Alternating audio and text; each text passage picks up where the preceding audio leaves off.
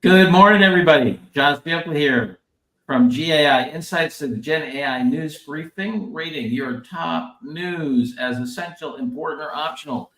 Think of us as your time compression machine. We've got some interesting stuff today, everything from a new pricing and access plan from Perplexity to how Apple does its foundation language models, and a very interesting set of stuff from NVIDIA that talks about their ecosystem and development environment for humanoid robots. Just fantastic new news today. Delighted to be accompanied by Luda and Adam and Ankaj. All right, Ankaj, give us the first article, if you would. Sure, John. So the first one that we have for today comes from Perplexity, and Perplexity has finally shared a plan to share ad revenue with outlets cited by its chatbot. All right, Luda, what do you think here? I think it is very interesting what's happening with the search. Perplexity is certainly leading the AI search ahead of Google's and other vendors. So the fact that they are putting together a model, working with the various vendors, is actually very good and very important. However, for our enterprise listeners, I'm not sure this is that critical. So I rated that optional for that reason. But the model itself, the fact that they are going to fortunes of the world and putting together the model to pay them when their ads are aired. So I think this is pretty good. So in essence, what they're trying to do is get when the article is cited and then the related ads are showing, then they will share the revenue from those ads with the publishers. And that makes sense to me. But optional, I think. Optional article, important topic in terms of rev share as we take the roughly $1 trillion worth of advertising, though, and other things, and funnel it through these AI engines, not just search. So what do other folks think? Adam? I was on the fence. I was optional for the same reasons as you, Luda. I think it's in some ways I thought it might be important for the leader to be aware of the direction this is taking things. This trend of really setting a new precedent, unlike Google, who basically monetized everyone else's information but didn't allow them to benefit from all the great value they were extracting from the resources. You know, they're really showing a new model here where they're going to say, look, if people are paying to advertise and we're using your information to provide that value, we're going to give you something back for it. And so in some ways it's a stake in the ground. It's setting a precedent, and they are the leader. So I thought, as the wheels are turning, we talk more and more about sort of the end of search and where this is going. It might be an important enough step in terms of a milestone with them revealing this plan to upgrade it from optional. But I was on the fence, so I'm not quite making the case myself to upgrade it. All right, so you're peaking over important. Go ahead, sorry. Hold on, John. There's a question whether it's comparable to SEO. I don't think so. It's a new model. So this is after the article is cited. The ads are put, like if you're asking for a travel advice in Tokyo or something, and then the relevant ads surface, and Perplexity gets revenue for those ads. That's where the share comes in. It's not SEO per se. So, but it would be driven by something, right? So it's not clear. So I think we will have to give it some time to understand the model. Yeah, I mean, I think at a gross level, it is similar in the sense that there's only two ways to get paid: subscriptions or ads. And the idea is to try to flow some of that down through, and they have some interesting partnerships. They have Der Spiegel, they have Entrepreneur Magazine, Fortune, Texas Tribune, Time. Anyway, all right, landing on optional. Unless Paul, you jump out of your seat and say essential. We must have it. No, all right. And We gave the CEO of Perplexity some slack for not reacting very well. So at the end of this article, there's a discussion about Perplexity getting C's and DC's letters, and what they've done, they've turned around and said, how about we partner? And that's a very good, very strategic tactic. Good job. All right, optional it is. Okay, next. On couch. Okay. The next one is from lawmakers who are out there to carve out intimate AI deepfakes from Section 230 of immunity. All right, Paul, what do you think of this one? Yeah, so this is actually an important discussion. So this law in general protects the high-tech platforms from things that go wrong on their platform, and there's at least discussion to make them a little more accountable for the dangers of real fakes. Now they have to use reasonable, so I think it's a important thing for the AI leader to be aware of. I'm very skeptical of efforts like this here because of the market power, but I think from AI leader, it's important to them to understand that real fakes are, many people believe, and certainly I think I do, a real potential danger and a real corporate security risk because we've seen them being used as ways to have wired that, whatever that Hong Kong fund, that $14 million, $24 million wired over. And this is a potential effort that would require the large vendors to at least attempt to make that more difficult. So important in my mind. Right. Yeah, Adam, you're the security person. What's your view? Yeah, I mean, it is more of a legal and a political thing, but it is a bit mind-blowing to think that they're literally being protected under an act from 1934 that says they're not responsible for what people put on their platform. Like, I think it's an important step to say that they do have some responsibility to actually not necessarily enforce, but to police and to govern what people are putting on their platforms and put steps in place. Can't just say, hey, look, we just gave them the platform. What they did with it isn't our responsibility. So I think we'll wait to see whether it passes and what sort of teeth it actually has in it. But I agree, it's an important step forward on a very important issue. Yeah, it's interesting. I've always disagreed with this carve out because I think that once you are taking metadata and you're starting to put algorithms together to present the data, then you're matching audience to content. I think you actually have I think you actually have an accountability then because you're deriving financial gain from that match.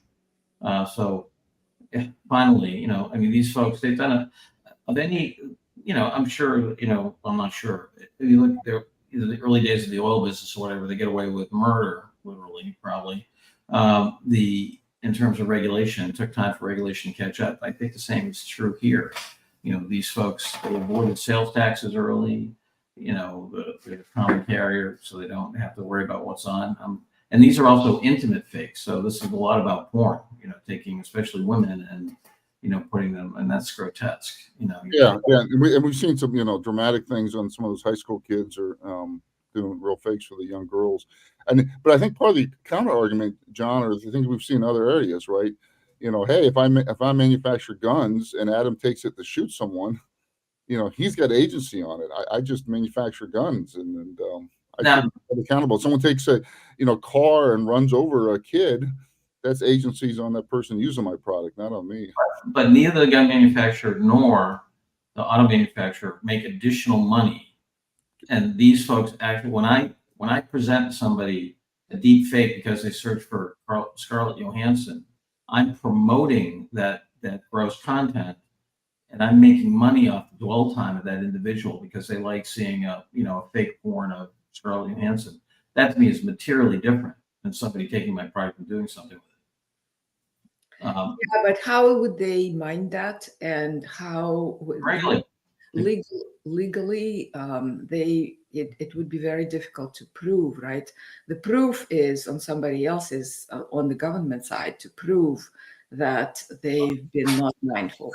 No, I don't see that at all, Luda. I mean, But it's a step in the right direction. no, but Scarlett Johansson, just like she went after OpenAI for her voice, this gives her a mechanism to then she can monitor it and then go after them. Yeah, that's true. That's true. Yeah. So, but she has to have a legal on ramp to make that happen. You know, True. I'll throw one thing out here just for awareness. I actually went to an AI creatives social event, networking event here in Melbourne last night. It's a new thing they're starting once a month, and one of the panel speakers mentioned what's called the C2PA, and it's Charlie, the number 2 Papa Alpha, C2PA.org, and it's the Coalition for Content Provenance and Authenticity, and it's got Adobe, BBC, Intel, Sony, OpenAI, Microsoft. It's all about having some way to watermark content. And I can see a world where people are like, look, I only allow C2PA content on my platform. And if you're going to use AI, it has to be authenticated and we have to know the provenance. And so there are starting to be mechanisms in place where there might actually be ways to enforce some of this stuff. Yeah. That's great. All righty. So we're rating this as important. All right, Ankash, next. Okay, the next one comes from NVIDIA, and it talks about how NVIDIA is accelerating human robotics development. All right. Yeah, what do you think of this? Yeah, I almost wanted to let Luda go first because I know how excited she is about the robots and it's a big deal. But I'll let you talk it up from important to essential after I share the overview. So I rated this news as important, and it's a bunch of information out of NVIDIA about different components that make workflows that are going to make it cheaper and faster for people to basically bring robots to market that are trained on specific tasks. I actually couldn't quite follow it all, so I showed this to John before. It'll be a surprise for Paul and Luda and Ankash, but if you want to bring up my other screen, I actually pasted the article into Claude and asked it to basically visualize the workflow for me so we could better understand what's going on. So there's this Osmo, which is an orchestration tool, and that can sort of manage all the different components, almost like a super agent, and delegate tasks.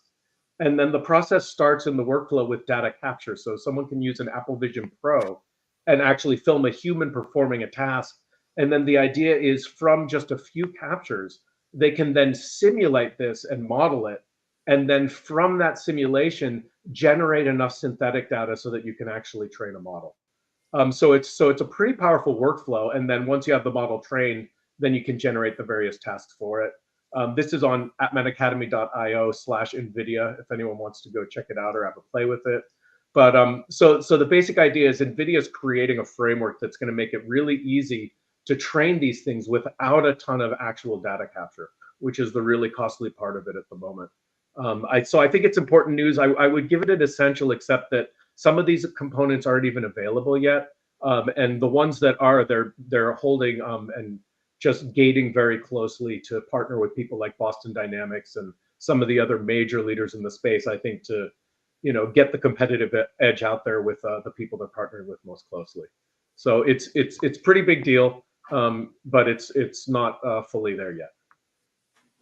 Yes. Yeah, I was, the prediction is correct. When I saw it, I said, okay, this is essential.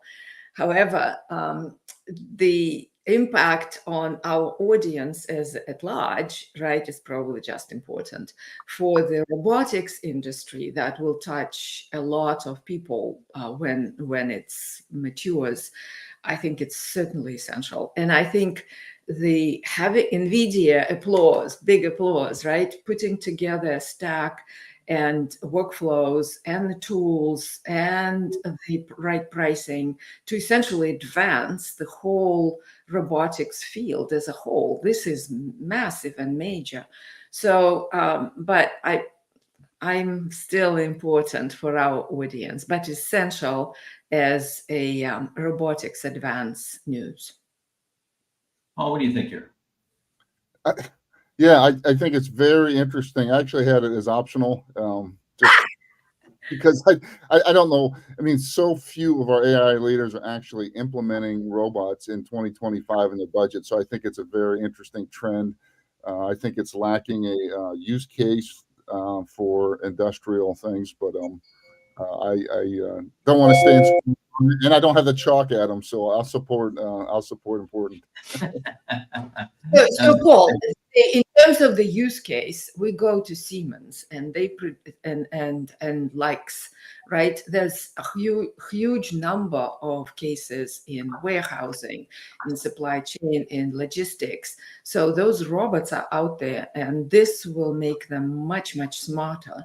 So this is talking about humanoid robots, granted, but the platform, the training, the data will advance the robot field as a whole. Like, I think there's a couple times in this article they talk about tasks going from weeks to minutes. Right. Like, in Correct. terms of the inflection curve of how much this is going to accelerate the industry, that I don't think that can be understated. Yeah. Well, and the thing Right. that, like in some of those. Go ahead. Sorry. Yeah, Go no, I'm ahead. just those process lines where they're just using visual stuff, and if they see something come down the line and it's out of spec, they knock it out of the line here. You can just see this really training it even, more sophisticated. But Right, Yeah. but the little robots that go down the aisles and pick out the inventory, sort it out, put it in the right containers. There's a lot of effort to actually do that deterministically. So with the GenAI type of training, these robots can be much more precise and much more effective. So for the manufacturers of these robots, this is like massive. Yeah, see, let me make the case for essential. And I know we have to get on to others soon, but I think what's really important for our AI leader is to set the frame of how to think about the problem. I think we very much cover, hey, here's an application, here's an important vendor, this is here today. But I think just as much is how do you think about the problem, and how do you get the organization to think about the problem and or the opportunity. And I think that this is essential in that vein for a number of reasons. First of all, the notion of multimodal understanding, going from the physical world to words to images and so forth. The physical world part, I think we underplay, because I think there's going to be a lot of discovery there, and I think the military is really going to drive a lot of adoption soon, like right away.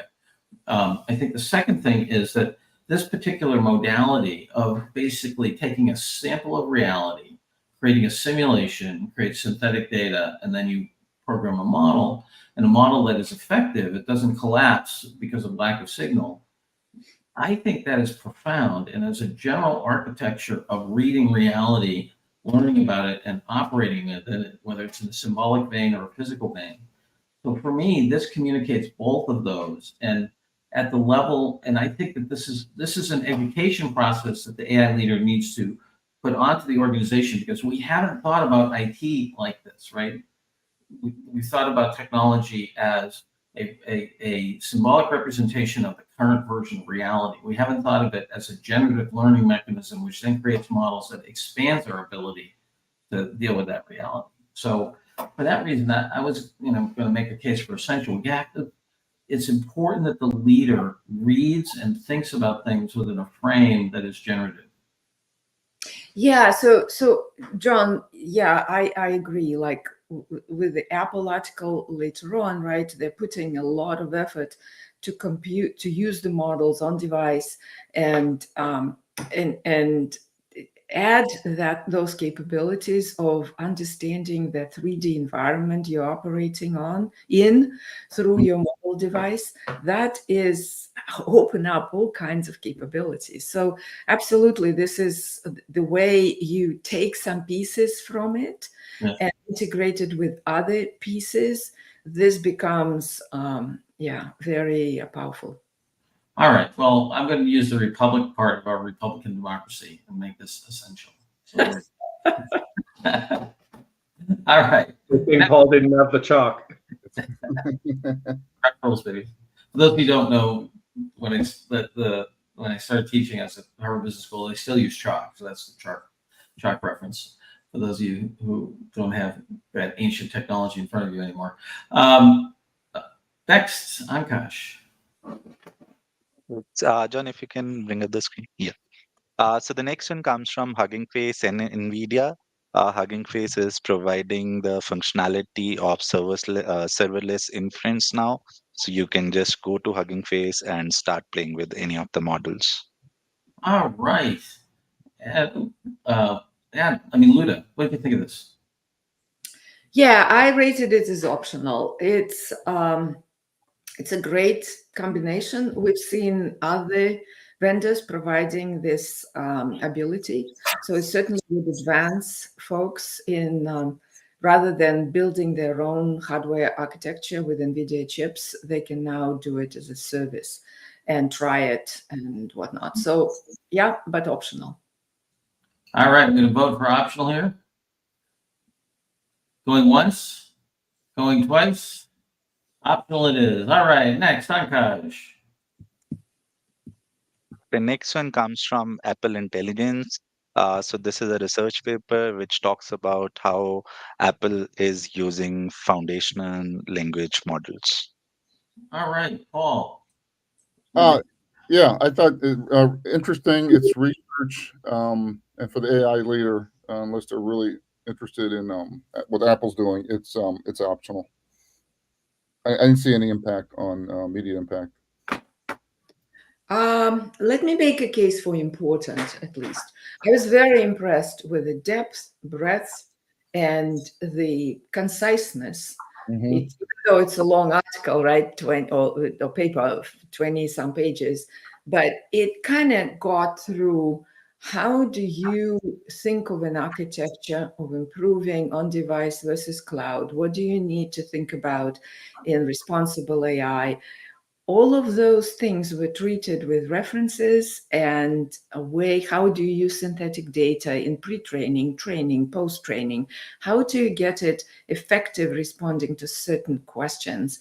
I think it's a pretty good paper. Yes, they're focused on Apple. They're focused on how they did it, but there's so many lessons learned in here and how they did it that can be very almost like an instructive manual for leaders who are out there on the front lines doing it. So I think it's at least important, if not essential. It would be essential if it wasn't just Apple specific, but it is a very, very good paper. And lots of great references as well. Adam, what do you think? I could maybe see a case for important. I guess my rebuttal, Luda, would be that there aren't that many AI leaders that are building foundation models, right? This is a great playbook for that, but very few people have the capital to actually be building foundation models like at this scale, at this level. If this were sort of the next level in terms of how do you take someone's foundation model and fine tune it or leverage the weights from it or something, then I can see how it would have a broader reach. But it's not relevant to enough leaders, I think, that that could really take advantage of it. But the post training and the Yeah. responsible AI pieces. Yeah, there are components. That's yeah, fair. they're certainly, and this whole cohesive. How do you go device, not device, and how the architecture to relate them most effectively? I don't know. My sense, I read it, I like it, and I felt that it had a lot of wisdom. I'll save it for myself. Let's put it this way. Right, using But I could certainly see where an AI leader would want to be sure that their CTO or their technical team was aware of these considerations, because Apple has put a ton of thought leadership into this. So, Adam, I think it's a new category. It's upper pocket essential Luda. It's Luda essential. Yeah. Luda essential. Luda essential, LI. I have a little space on my computer, so I saved this up.